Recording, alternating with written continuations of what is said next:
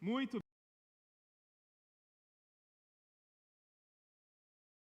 bem. Meus queridos irmãos, a graça e a paz do Senhor Jesus. Amém? Aqueles que nos acompanham por meio da internet, sejam também todos bem-vindos ao nosso culto. Que Deus possa falar ao coração de vocês, mesmo dessa maneira remota. Antes de nós iniciarmos a nossa breve reflexão de hoje à noite, irmãos, eu gostaria de oferecer esse culto em ações de graças a Deus, porque esse final de semana é muito especial para mim. Por ocasião desse final de semana, eu estou completando, pela graça de Deus, 10 anos de ministério pastoral, irmãos. Estou muito feliz. Eu gostaria de compartilhar só um texto com os irmãos que externa algo daquilo que eu senti ao longo desse final de semana. O apóstolo Paulo, se orgulhando pelo fato de ter sido chamado para ser um pregador do Evangelho, um pastor de ovelhas compradas pelo sangue do Senhor Jesus, escreveu assim para Timóteo. 1 Timóteo capítulo 1, versículo 12. Eu vou ler para os irmãos. Sou grato para com aquele que me fortaleceu, Cristo Jesus, nosso Senhor, que me considerou fiel, designando-me para o ministério. A mim, que noutro tempo era blasfemo e perseguidor e insolente, mas obtive misericórdia porque eu fazia na ignorância, na incredulidade. Transbordou, porém, a graça de nosso Senhor com a fé e com o amor que há em Cristo Jesus. Portanto, fiel é a palavra e digna de toda aceitação, que Cristo Jesus veio ao mundo para salvar os pecadores, dos quais eu sou o principal. Mas por essa mesma razão me foi concedida misericórdia, para que em mim, o principal dos pecadores, viesse Jesus a evidenciar a sua completa longanimidade, e eu viesse a servir de modelo àqueles que haverão de crer nele para a vida eterna. E assim ele conclui: ao Rei eterno, imortal, invisível, Deus único, honra e glória pelos séculos dos séculos. Amém. Meus irmãos, eu sei que vocês são apaixonados pelo que vocês fazem, mas se o Evangelho é a maior necessidade do homem, e nós sabemos que é, o pregador do Evangelho é a pessoa mais importante do mundo. Louvado seja o nome do Senhor, porque esse é um chamado que nos nivela a todos, não é verdade? Todos nós somos chamados à salvação, à comunhão e à proclamação. Portanto, nós somos as pessoas mais importantes da terra. Contudo, já dizia o Lloyd Jones, poderoso pregador congregacional, que aqueles que são chamados ao ministério pastoral estão naquilo que ele chamava de plataforma superior. Porque, à luz de textos como Salmo 103, versículo 7, a comunidade, por ocasião da entrega do sermão, observa os efeitos maravilhosos da manifestação do poder de Deus, mas o pregador se senta na mesa do projeto. Quem sabe o escritor aos Hebreus, pensando a respeito dessa benesse, dessa grande honra, escreveu assim em Hebreus capítulo 5, versículo 4. Não são todos os que são chamados por Deus para receberem essa grande honra, mas apenas aqueles que foram chamados à semelhança de Arão. E eu sou muito feliz, irmãos, e gostaria de ter 1000 outras vidas para gastar todas elas na pregação do Evangelho. Amém? Então já aqui externei minha alegria com os irmãos. Vamos abrir nossas Bíblias em Romanos, capítulo 4, versículo 1. Nós vamos dar continuidade à nossa breve série de reflexões nessa carta, que é a mais sistemática das cartas escritas pelo apóstolo Paulo. Em nossa última oportunidade, nós aprendemos sobre justificação por meio da fé.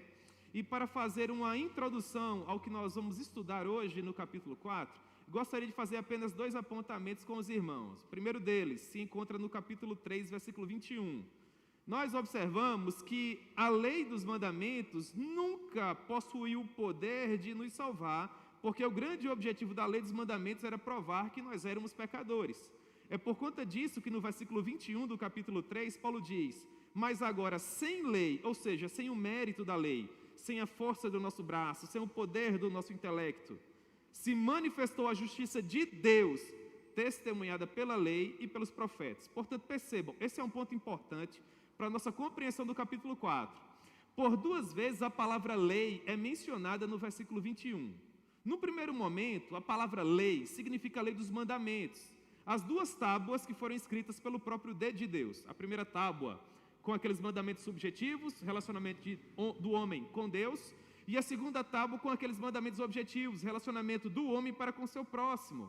É por conta das peculiaridades dessas duas tábuas, uma primeira que tem a ver com o relacionamento do homem para com Deus, e uma segunda, o relacionamento do homem para com seu próximo, que Jesus resumiu toda a lei dizendo que nós deveríamos. Menção à primeira tábua: amar a Deus sobre todas as coisas, de toda a nossa força e com todo o nosso entendimento.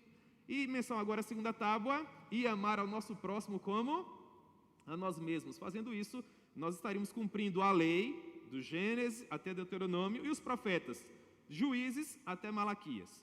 Portanto, percebam, não é por meio da lei dos mandamentos que nós somos salvos, mas por meio de uma justiça que foi manifesta por Deus. Só que essa justiça não é uma justiça alienígena. Não acontece que Deus olha para nós, para o gênero humano, e diz: o pecado alienou a todos vocês e por conta da minha justiça eu haverei de condená-los. Mas agora eu me arrependo disso e eu vou propiciar um plano B, um mecanismo para não ter que condenar todos vocês. Não é isso que acontece. O plano que Deus havia escolhido para salvar o gênero humano está presente no Antigo Testamento desde o primeiro documento, que é o Gênesis, até o último, que é o livro do profeta Malaquias. E é por conta disso que Paulo diz que a justiça de Deus se manifestou sendo testemunhada pela lei, pelos primeiros 5 livros do Antigo Testamento e pelos profetas, pelos demais livros que compõem esse livro maravilhoso, que são as Escrituras veterotestamentárias.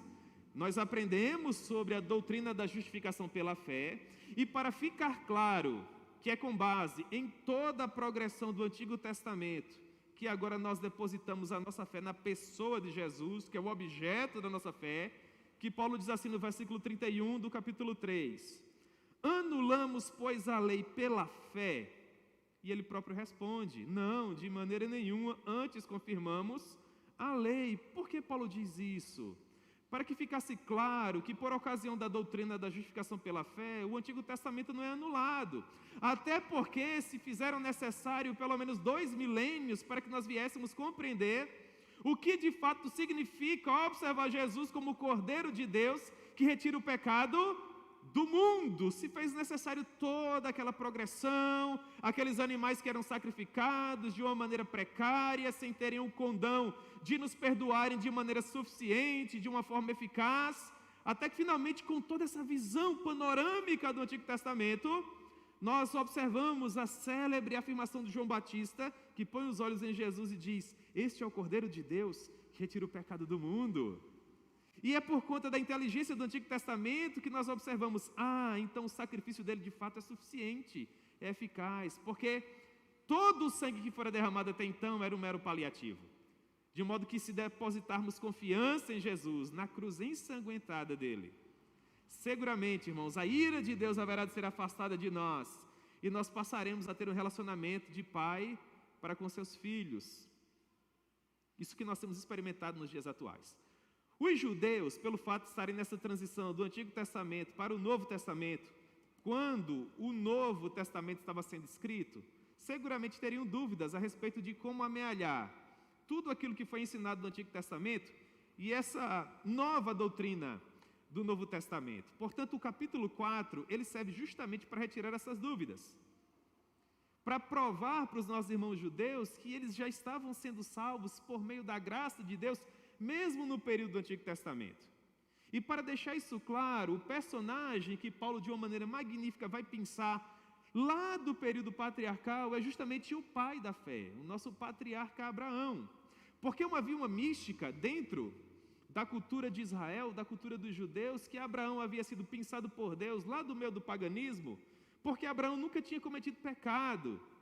E para privilegiar, portanto, essa postura santa, entre aspas, enorme de Abraão, é que Deus foi lá e o retirou da sua terra e da sua parentela e o transportou para um local onde Deus posteriormente haveria de lhe revelar, a terra de Canaã, a terra que mana leite e mel, e os judeus se confiavam nisso, de que eles eram especiais em detrimento dos demais povos, das demais etnias, porque eles descendiam de um homem que não havia pecado.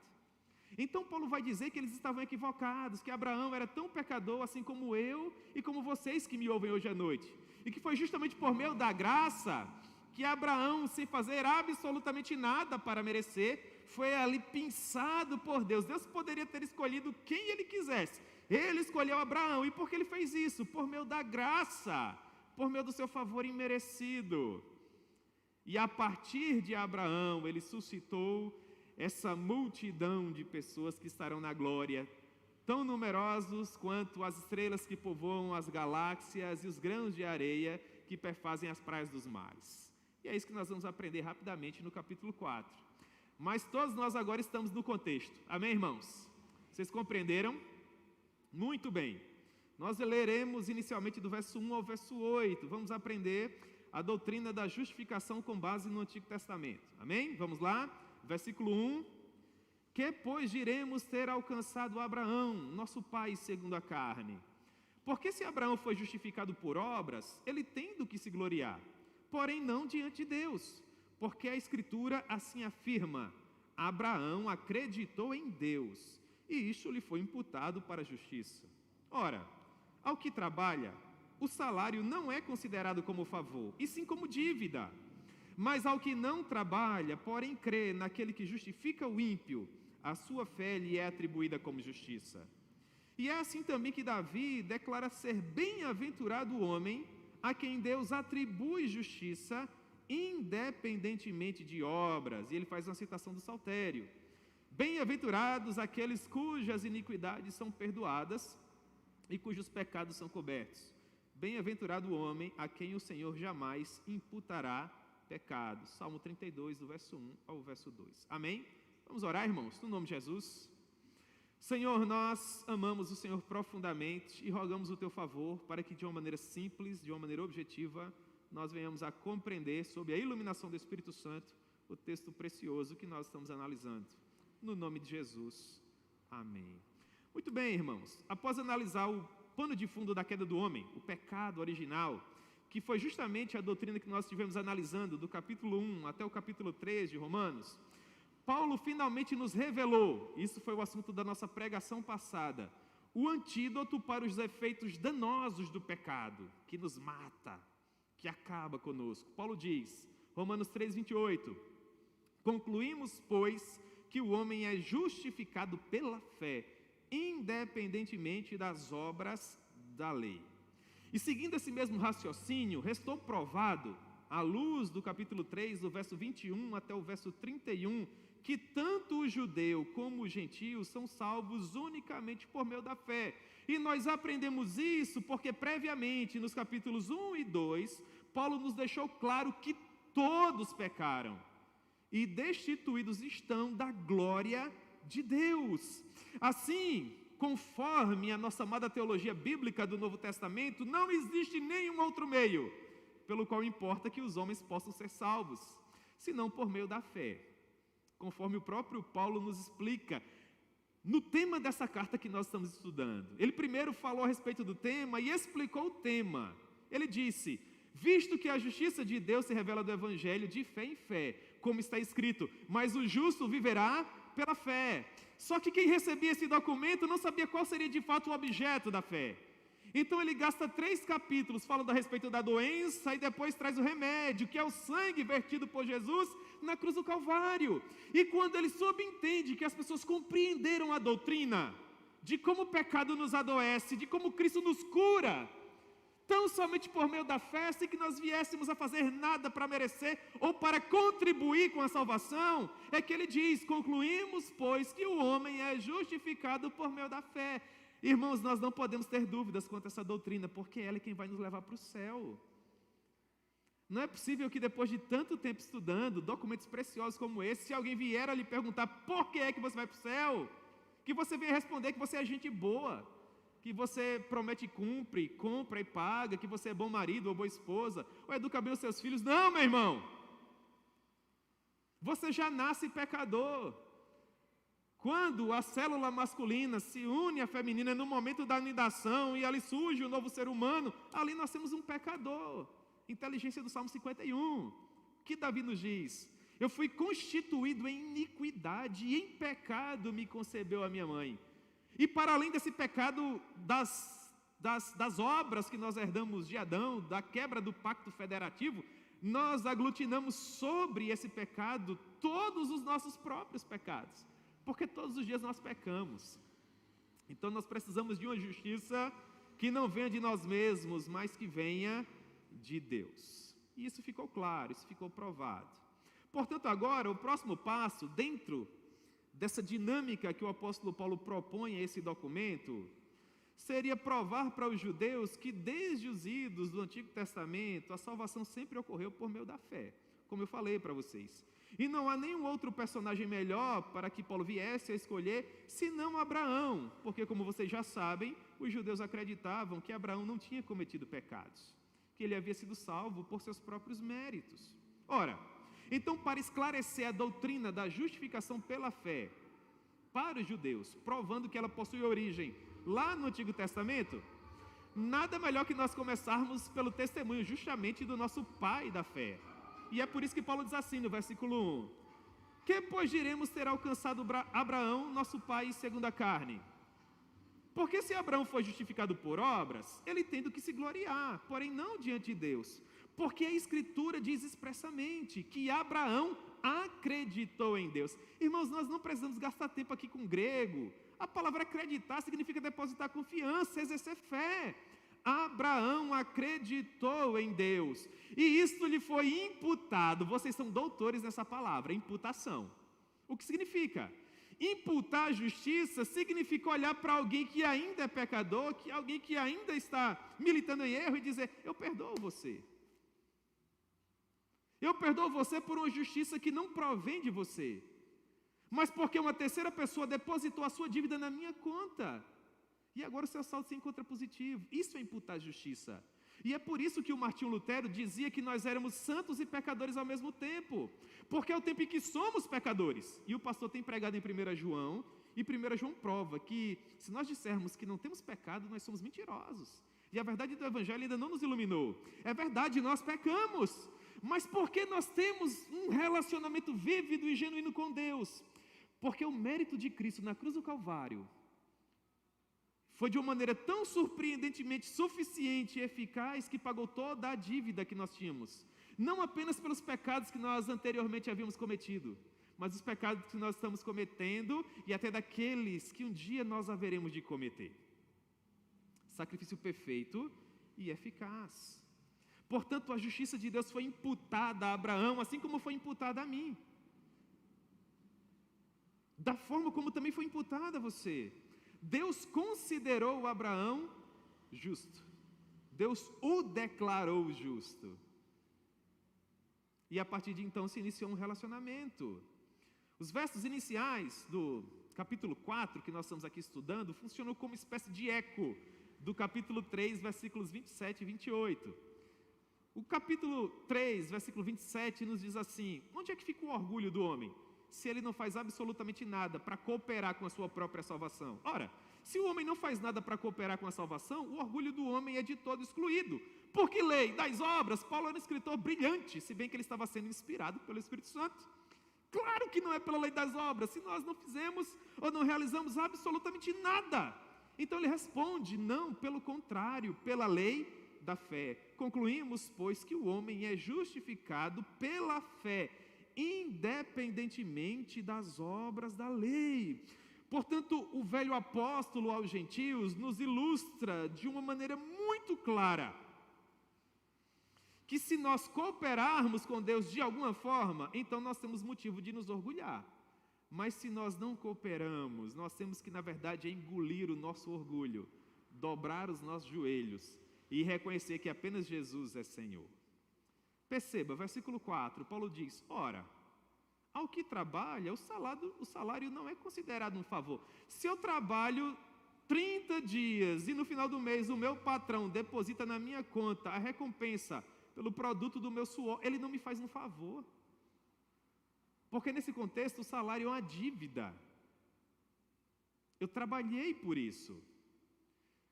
Mas se eu não trabalho, e é justamente o que acontece na salvação, Jonas 2,9, a salvação pertence a Deus. Se nós não cooperamos com a salvação, nós não temos mérito, nós não temos do que nos orgulhar, porque Deus, prestem atenção nisso, não nos deve absolutamente nada. Lutero estudava Romanos capítulo 4 e dizia: servir a um Deus assim é viver de joelhos. Deus não nos deve absolutamente nada, irmãos. Por isso, versículo 5 do capítulo 4, Ao que não trabalha, porém crê naquele que justifica o ímpio, a sua fé lhe é atribuída como justiça. Nós não merecemos aquilo que foi depositado na nossa conta. Foi depositado por meio da graça.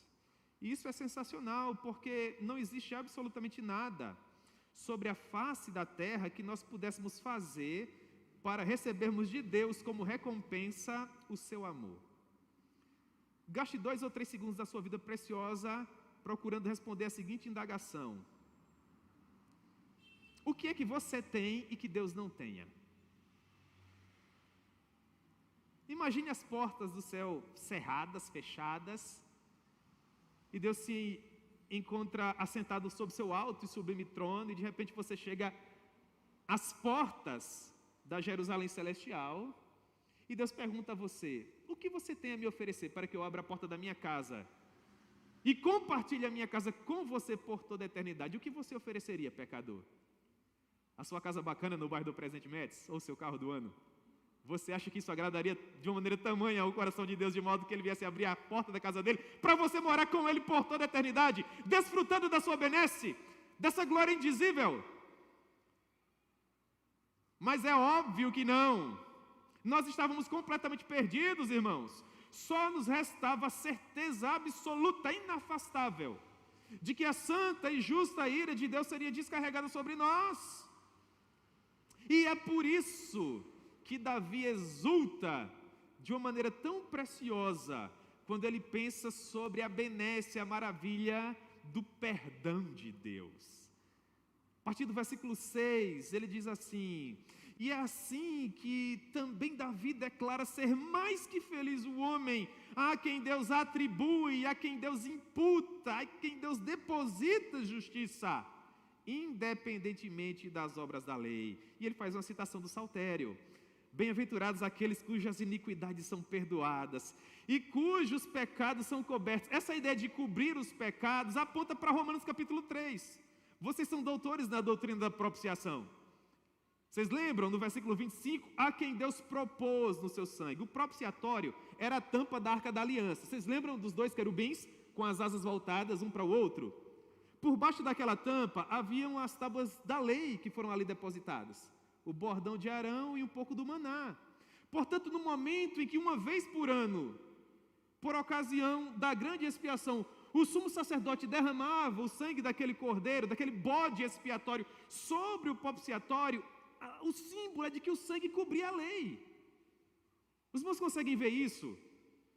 É o que Davi está dizendo aqui: bem-aventurado é o homem a quem Deus cobre os seus pecados. E os nossos pecados são cobertos, irmãos, com folhas de... Eram folhas de quê que Adão se cobriu? Qual é o nome daquela árvore? Ninguém lembra também, né? Com folhas de figueira. Eu estou surpreso que eu lembrei, a pior memória é a minha. É claro que não. É por isso que eles precisaram de um substituto. Os animais foram sacrificados, o sangue foi derramado, e com a pele dos animais, Deus cobriu a vergonha do pecado do primeiro casal, assim como com o sangue de Jesus, Ele cobre a vergonha do nosso pecado. E é porque nós somos cobertos com o sangue de Jesus que nós temos com que nos apresentar perante Deus. Porque o que vai nos permitir habitar por toda a eternidade nas bodas do Cordeiro é o caminho que nos foi aberto por meio do sangue de Jesus que foi derramado. Ele será o nosso advogado e Ele é que será aquele que nos introduzirá à festa.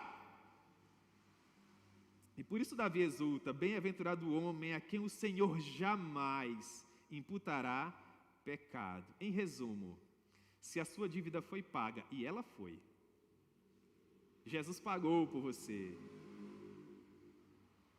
você não deve ser feliz com base em nenhuma outra coisa, porque você só é quem você é por causa de Jesus.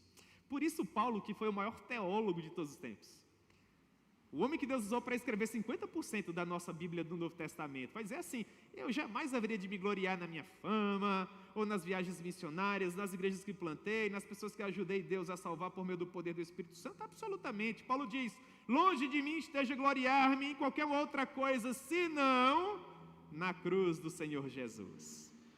Paulo se alegrava na cruz. Portanto, irmãos, feliz é o homem a quem o Senhor perdoou a sua dívida. Feliz é o homem que tem paz com Deus. E esse vai ser o assunto do nosso próximo episódio, se Deus quiser, Romanos capítulo 5. Justificados, pois, por meio da fé, temos paz com Deus. A próxima pergunta seria o seguinte: os judeus poderiam dizer, Paulo, nós compreendemos, nós também somos salvos por meio da fé, porque somos filhos de Abraão. Então os gentios não são, porque eles não são filhos de Abraão. Vocês percebem como Paulo vai construindo o argumento? Esse interlocutor imaginário que faz essas perguntas retóricas serve justamente para tirar as nossas dúvidas, porque essas dúvidas também seriam nossas. Compreendi, do verso 1 até o verso 8, Paulo, você nos ensina que por conta dos judeus serem descendentes de Abraão, eles também foram salvos por meio da fé. E nós, os gentios? Agora, do verso 9 até o verso 15, Paulo prova que os gentios também, isso é o que nós já sabemos, isso vai deixar mais claro. Os gentios também são salvos por meio da fé. Vamos lá, versículo 9. Vem, pois, esta bem-aventurança exclusivamente sobre os judeus, não vem também sobre os gentios? Visto que dizemos, a fé foi imputada a Abraão para a justiça. Como, pois, lhe foi atribuída? Estando ele já circuncidado ou ainda incircunciso? Não no regime da circuncisão, e sim quando incircunciso. E recebeu o sinal da circuncisão como selo da justiça da fé, que teve quando ainda incircunciso, para vir a ser o pai de todos os que creem, embora não circuncidados, a fim de que lhes fosse imputada a justiça. E pai da circuncisão, isto é, daqueles que não são circuncisos, mas também andam nas pisadas da fé que teve Abraão, nosso pai, antes de ser circuncidado. Não por intermédio da lei, que a Abraão ou a sua descendência coube a promessa de ser herdeiro do mundo, e sim mediante a justiça da fé. Pois se os da lei é que são os herdeiros, anula-se a fé e cancela-se a promessa. Porque a lei suscita a ira, mas onde não há lei, também não há transgressão. Perceba, Paulo usa mais uma vez o recurso do interlocutor imaginário para fazer duas perguntas retóricas, a fim de que esse ponto da justiça por meio da fé fique ainda mais claro. Ele pergunta assim, versículos 9 e 10. Vem, pois, essa bem-aventurança exclusivamente sobre os judeus? Será que os gentios vão ficar de fora? E ele já responde, ele diz, não, a fé foi imputada a Abraão quando Abraão era um incircunciso. E aí os judeus, lá na igreja de Roma, quando estavam lendo esse documento, se emperdigavam assim na cadeira, porque essa palavra incircuncisão é abjeta para um judeu. Aponta para alguém que não tem aliança, que não tem esperança. E Paulo diz, pasmem vocês, mas Abraão foi chamado quando não valia nada, incircunciso como qualquer outro. Bonito, né, irmãos? Deus fica lá no trono e a gente fica lá no pó. No regime da circuncisão é a resposta. Perceba como Paulo ataca esse ponto para que não reste dúvidas. É como se ele afirmasse assim categoricamente, agora com as minhas palavras. Claro que a justificação é para todos os que creem. A prova disso é que Abraão foi chamado sendo ainda incircunciso, ponto. Aí Paulo avança, versículo 11. E recebeu o sinal da circuncisão como selo da justiça da fé, que teve quando ainda incircunciso. Vocês percebem que Paulo está atacando o mesmo ponto? Ele recebeu o sinal da circuncisão como selo da justiça da fé, que teve quando ainda era incircunciso, para vir a ser o pai de todos os que creem, embora não circuncidados, não importa. Isso vai ficar ainda mais claro em Gálatas capítulo 5. Você pode ser de qualquer etnia do mundo, se você invocar o nome do Senhor, você será salvo e será filho de Abraão, assim como qualquer judeu que deposita a mesma confiança na pessoa do Senhor Jesus. Porque Abraão foi chamado quando era incircunciso. Sendo assim, irmãos, é fato que esta maravilhosa promessa não foi feita a Abraão por meio da lei, porque a lei só vem séculos depois, quando Deus chama Moisés. Essa justiça veio até Abraão por meio da fé. Versículo 13. Não por intermédio da lei que Abraão ou a sua descendência coube a promessa de ser o herdeiro do mundo. Fica tão claro isso. E sim mediante a justiça da fé. Abraão estava em Ur dos Caldeus, no meio do paganismo, e Deus diz: sai da tua terra, da tua parentela e vai para um lugar que eu ainda te mostrarei. Imagine o diálogo de Abraão com seu pai Terá, quando Abraão foi dizer que abandonaria toda a sua fortuna e bem assim a sua família, e iria para um lugar que ele ainda nem conhecia. Olha, papai, eu vou abandonar tudo que eu tenho, e vou abandonar toda a minha família, e eu vou me mudar através do crescente fértil para o outro lado do mundo. E você vai morar onde, meu filho? Eu ainda não sei. Isso ainda vai ser me dito. E aí Terá, com toda a sutileza do mundo, olha para o filho, com ares de que perdeu o juízo de vez, e pergunta assim: meu filho, quem foi que lhe aconselhou a tomar essa decisão tão chocante? E Abraão respondeu assim: na verdade, papai, não foi ninguém especial, eu simplesmente ouvi uma voz. E nesse momento o pai de Abraão teve certeza absoluta que ele havia perdido o juízo de vez. Quando Abraão dá ouvidos à voz de Deus e abandona tudo que ele tinha na Babilônia e viaja através daqueles países arábicos até chegar na terra de Canaã, ele fez isso por meio de quê, irmãos? Ele fez isso por meio da fé. Só que os nossos queridos judeus ortodoxos não tinham toda a revelação assim como nós temos hoje, para colocar todos os pingos nos is, mas agora nós temos. Portanto, resta provado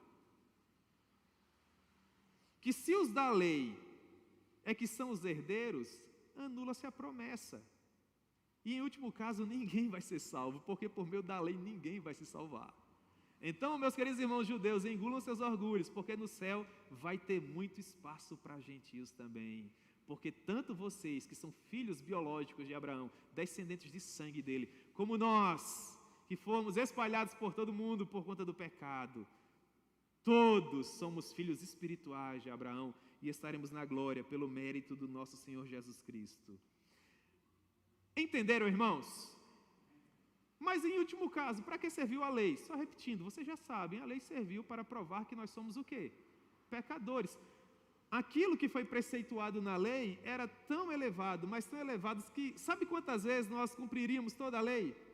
Nunca, porque bastava um único pecado, e nós seríamos réus de uma condenação eterna. Enfim, porção final do capítulo 4, nós somos justificados por meio da fé. Versículo 16, vamos lá? Essa é a razão porque provém da fé. Todo mundo agora já entendeu. Para que seja segundo a graça, a fim de que seja firme a promessa para toda a descendência, não somente ao que está no regime da lei, mas também ao que é da fé que teve Abraão, porque o Abraão é o pai de todos nós. Eu fico tão feliz, irmãos, quando eu leio isso.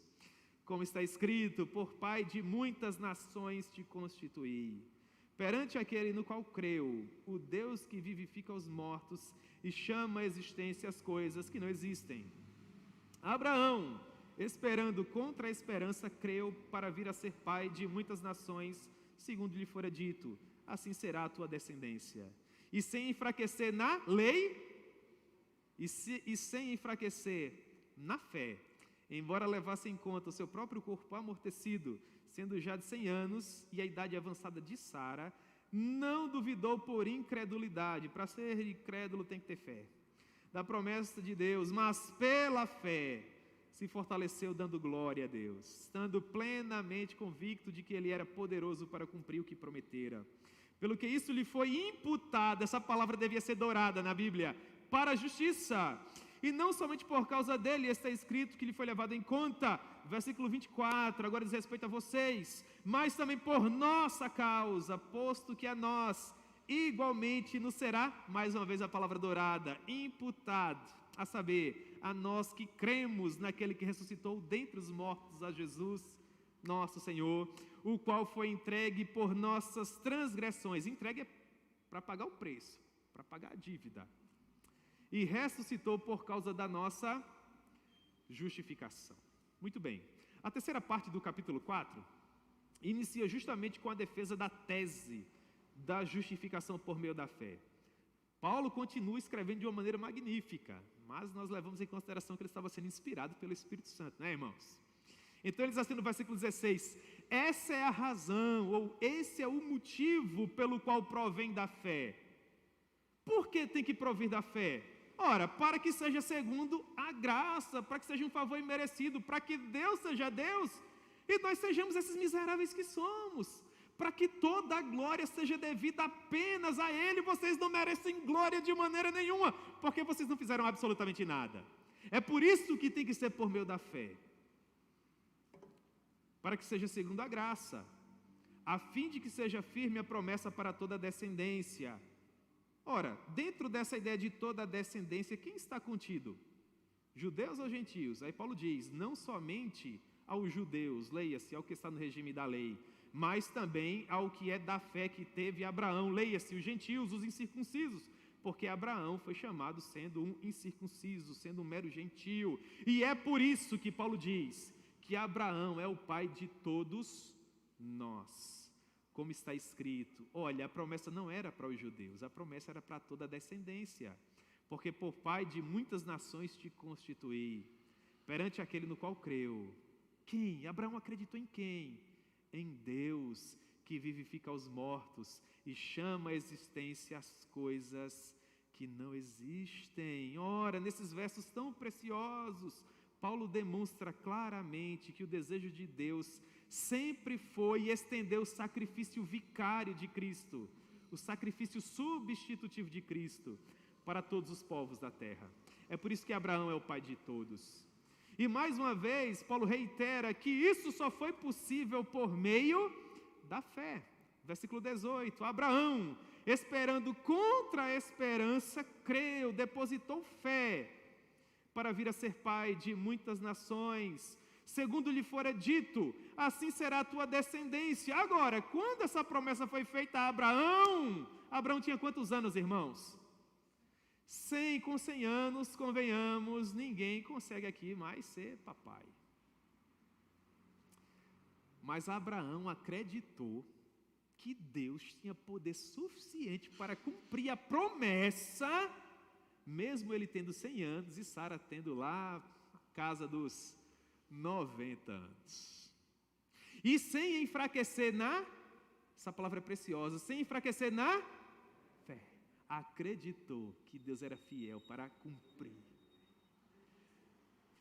Aí agora a gente olha para os judeus e perguntamos assim, vocês são descendentes de Abraão, porque com 100 anos Abraão tinha condições de ser pai de vocês, sim ou não?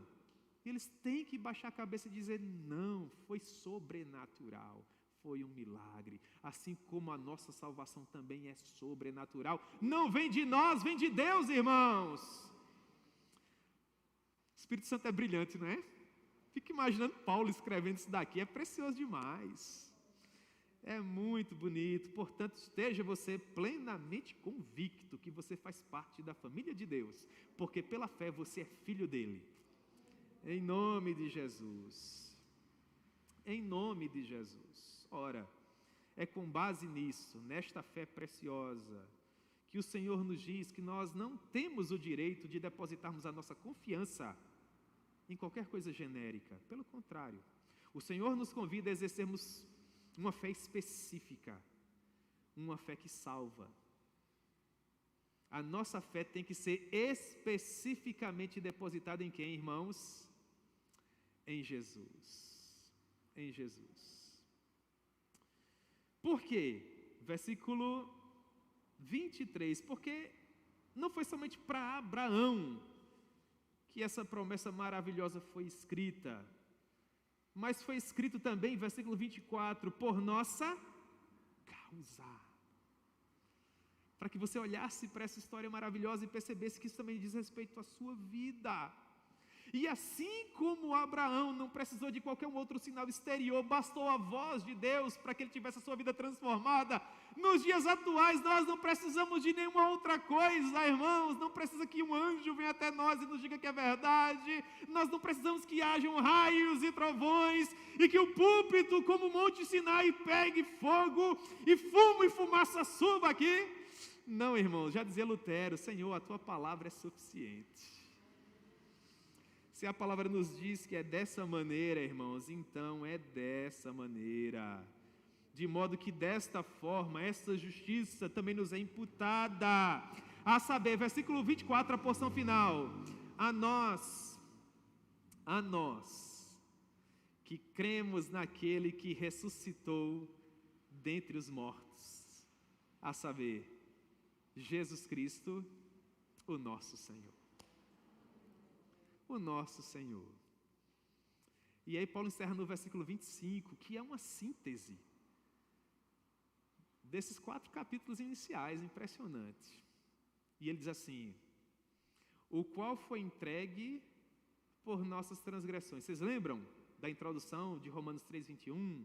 A alma que pecar, essa morrerá. O salário do pecado é a morte. Não há perdão de pecado sem derramamento de sangue. Vocês lembram? Como Deus pode perdoar o pecador sem sacrificar a sua justiça? Se Deus diz que jamais perdoará o ímpio, e nós aprendemos, irmãos, que Jesus assumiu a cruz do Calvário em nosso lugar. É isso que Paulo diz, ele foi entregue por nossas transgressões. A justiça de Deus é descarregada sobre Jesus. E no mérito dele nós encontramos a justiça que nos é imputada. Pastor, eu ainda tenho dúvida sobre imputação, faltei nesse dia. O que seria? É muito simples. Pense em 1 Coríntios capítulo 15. Todo mundo aqui já sabe de cor, já conta essa história umas 100 vezes. Jesus morreu, ele não tinha pecado, vem a morte exercer domínio sobre ele. Quando a morte avalia Jesus, quantos pecados ela encontra? Nenhum. Aí Jesus agora é que olha para a morte e diz assim: onde está, ó morte, a tua vitória? Onde está, ó inferno, o teu galardão? Tragada foi a morte na vitória de Cristo Jesus. Portanto, a justiça é clara. Quem deve morrer? Quem pecou? Jesus não pecou, mas morreu. Para a justiça ser satisfeita, Jesus teria que inevitavelmente o quê? Voltar a viver. Mas a morte de Jesus ficaria de graça? Ficaria de balde? Ficaria à toa? É claro que não. Então agora é Jesus, com base na aliança eterna, firmada com o Pai e com Deus Espírito Santo, que diz: deposita aquilo que eu conquistei como mérito na cruz do Calvário, na conta desses pecadores que o Senhor me deu. Parte final do versículo 25. E ressuscitou por causa da nossa justificação. O que é justificar? É tornar justo, é imputar justiça, é pagar a conta daquele que não pode pagar. Se o seu sangue fosse derramado, nada de grande coisa aconteceria, porque você deveria morrer. Mas quando o sangue de Jesus é derramado, uma coisa extraordinária acontece, porque Jesus nunca pecou. E agora a justiça dele nos é imputada. Finalmente, irmãos, nós chegamos aos campos magníficos do capítulo 5 de Romanos. Agora o sol brilha, as nuvens são azuis, as flores desabrocham, as aves cantam. Por quê? Porque justificados, pois, mediante a fé, temos paz com Deus, por meio do nosso Senhor Jesus Cristo. Amém, irmãos?